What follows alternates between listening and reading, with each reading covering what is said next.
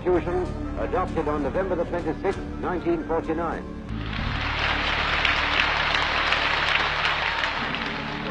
पच्चीस नवंबर 1949 को संविधान बनकर तैयार हो चुका था। संविधान सभा संविधान बनाने की अपनी जिम्मेदारी पूरी कर चुकी थी।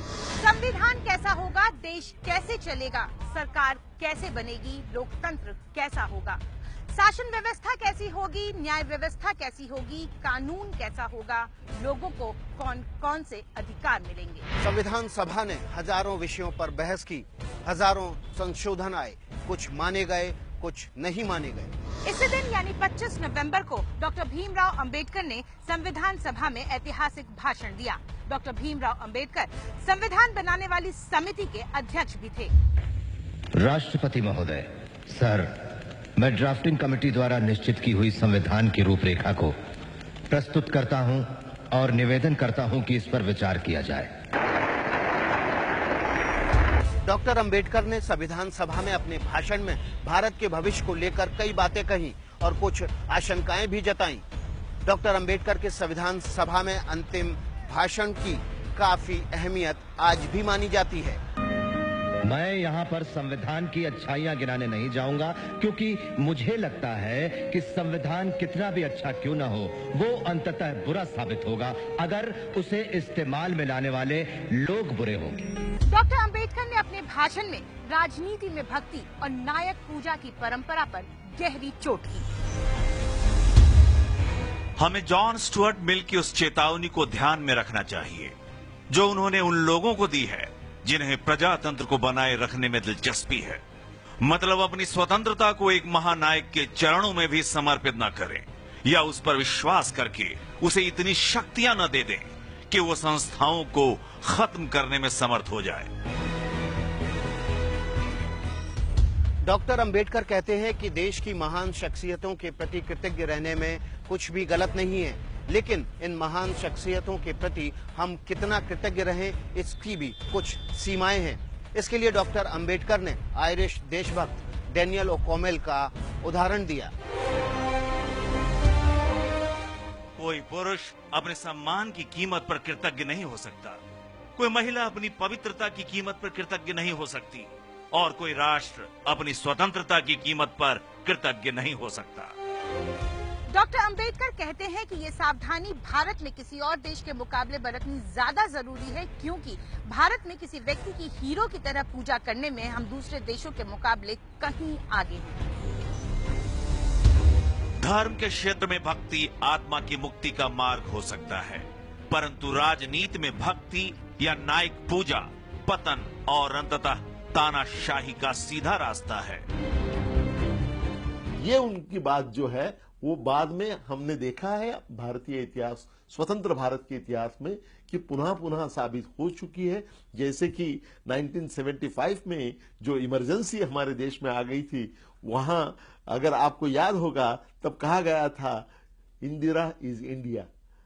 जब व्यक्ति को किसी व्यक्ति की पूजा इतनी बढ़ जाती है कि उसको देश के भी ऊपर उठाया जाता है, तब उस देश में लोकतंत्र का ह्रास होता है और तानाशाही की ओर वो देश चल पड़ता है। ये चेतावनी डॉक्टर बाबा साहेब अम्बेडकर ने जो दी थी उसी ऐतिहासिक भाषण में, इसको हमको सदैव मद्देनजर रखना होगा। डॉक्टर अंबेडकर अपने भाषण में एक और चेतावनी देते हैं। संविधान सभा में दिए गए अपने अंतिम भाषण में वह कहते हैं, क्या इतिहास अपने आप को दोहराएगा? ये विचार मुझे चिंता से भर देता है। इस तथ्य के एहसास से ये चिंता और भी गहरी हो जाती है कि जाति और धर्म के रूप में हमारे शत्रुओं के अलावा हमारे देश में अलग अलग विरोधी धाराओं वाले राजनीतिक दल भी होंगे।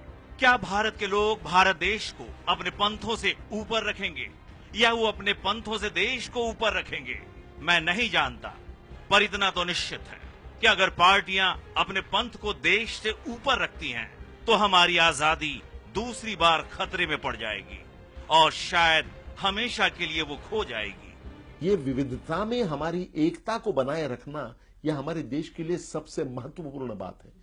अगर कोई पंथ, कोई धर्म अपने आप को देश के ऊपर उठाना चाहेगा तो उस देश का हमारे देश का पतन होने में कोई देर नहीं लगेगा। ये उनकी चेतावनी थी। डॉक्टर अंबेडकर अपने भाषण में एक और अहम चेतावनी देते हैं। वो कहते हैं कि सामाजिक स्तर पर हमारे पास एक समाज है जो असमानता के सिद्धांत पर बना हुआ है, जिसका अर्थ है कि कुछ लोगों के लिए विकास है और कुछ लोगों के लिए क्षरण। आर्थिक दृष्टि से हमारे पास एक ऐसा समाज है जिसमें कुछ लोगों के पास तो धन है, लेकिन कुछ लोग गरीबी में रहने के लिए मजबूर हैं। 26 जनवरी 1950 को हम विरोधाभासों से भरे जीवन में प्रवेश करने जा रहे हैं।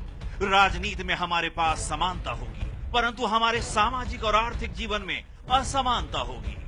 राजनीति में हम एक आदमी एक वोट और हर वोट का एक ही मूल्य, इस सिद्धांत पर चल रहे होंगे, परंतु हमारे सामाजिक और आर्थिक ढांचे के कारण हम हर आदमी को समान महत्व देने के सिद्धांत को नकारते रहेंगे।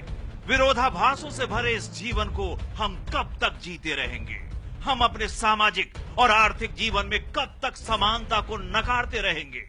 अगर हम लंबे समय तक उसे नकारते रहे तो हम अपने राजनीतिक प्रजातंत्र को खतरे में डालकर ही ऐसा कर रहे होंगे।